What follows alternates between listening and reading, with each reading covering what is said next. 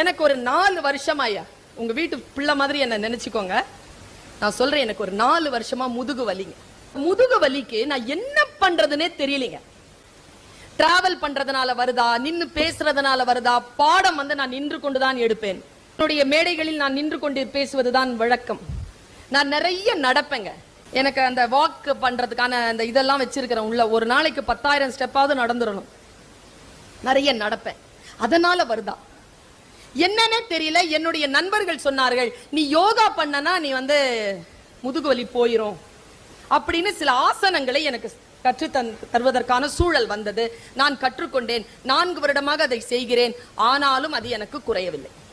ஆகுது. அக்ரிவேட்னா கூடுது.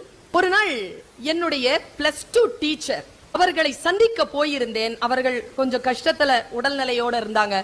அவங்களை சந்திக்க போயிருந்த பொழுது எனக்கு ஒரு விஷயம் தெரிந்தது.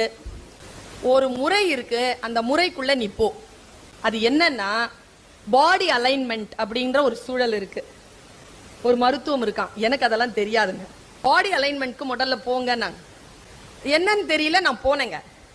பாடி அலைன்மெண்ட் பார்த்துட்டு, உங்களுடைய பாடியில ஒரு இடத்துல ஸ்ட்ரெஸ் நிறைய கொடுத்துட்டு இருக்கிறீங்க, அதனாலதான் உங்களுக்கு இந்த வலின்னு சொல்லி என்ன செஞ்சாங்க, ஒரே ஒரு ஸ்ட்ரோக் கத்து கொடுத்தாங்க. ஒரே ஒரு ஸ்ட்ரோக். 21 நிமிஷம் நான் டெய்லி யோகா பண்றேன். ஆனா இது பண்றது 3 நிமிஷம். 3 நிமிஷம் கூட கூடுதல். 2 நிமிஷம். ஒரே ஸ்ட்ரோக்.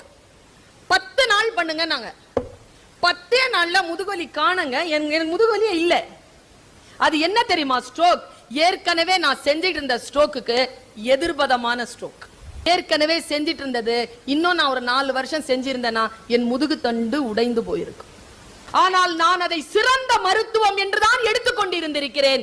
எனக்கு சரியான வழிகாட்டுதலும் சரியான அந்த புத்தியும் சேராத காரணத்தினால் நான் இதுவரைக்கும் நினைத்துக் கொண்டிருப்பதுதான் சரி என்ற நிலையில் நான் பழகி கொண்டிருக்கிறேன்.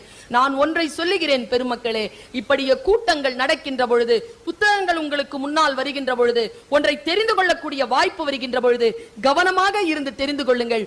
உங்கள் வாழ்க்கையை மாற்றக்கூடிய ஏதோ ஒரு மருந்து அந்த சிந்தனையிலும் பேச்சிலும் அடங்கி இருக்கலாம். அது நமக்கு சேர வேண்டும் என்கின்ற தெளிவோடு நீங்கள் அலர்ட், விழிப்புணர்வோடு நாம் இருக்க வேண்டும்.